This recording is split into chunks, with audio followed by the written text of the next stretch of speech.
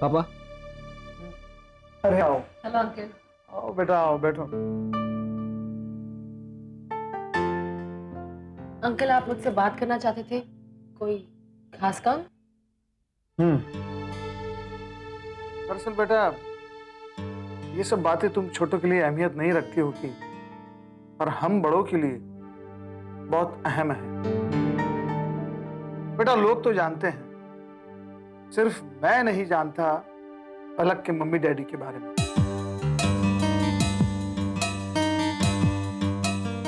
शायद लोगों की बातें सुनकर आपने मुझे यहाँ बुलाया।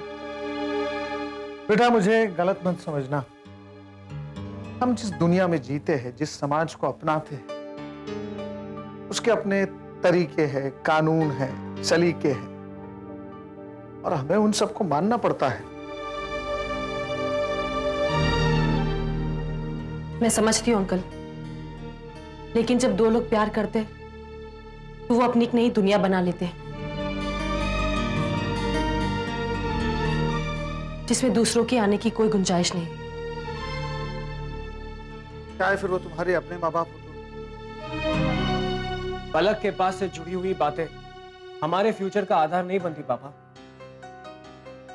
तो फिर आप इन बातों को शक के तराजू में क्यों तोल रहे हैं? मैं नहीं बेटा, समाज इन बातों को तराजू में तोलना चाहता है। कौन सा समाज अंकल, जो हमें एक दूसरे से जोड़ने के लिए बना है? तो फिर वही समाज में तोड़ क्यों रहा है? देखो बेटा, मैं सिर्फ सच्चाई जानना चाहता हूँ, वो भी प्रांजल का पिता होने के नाते। अंकल, मैं सिर्फ इतना ही जानती हूँ कि मेरे पापा पर झूठा इल्जाम लगाकर उन्हें फंसाया गया। He was innocent. लेकिन फिर भी उन्हें जेल हुई 4 साल की। इसके बाद क्या हुआ मैं कुछ नहीं जानती। वो कैसे है, कहां है, ये भी मैं नहीं जानती। मेरे पास से जुड़ी हुई सारी सच्चाई मैंने प्रांजल से भी नहीं छुपाई, क्योंकि मैं प्रांजल से बहुत प्यार करती हूँ, और प्यार में झूठ की कोई जगह नहीं होती। इसके बाद आप जैसे चाहे मुझे जज कर सकते हैं। मैं सिर्फ इतना कहना चाहूंगी कि बच्चों को माँ बाप की गलतियों के साए में नहीं देखना चाहिए। आप क्या करते हैं, इससे ये डिसाइड तो नहीं होता ना कि प्रांजल का कैरेक्टर कैसा है।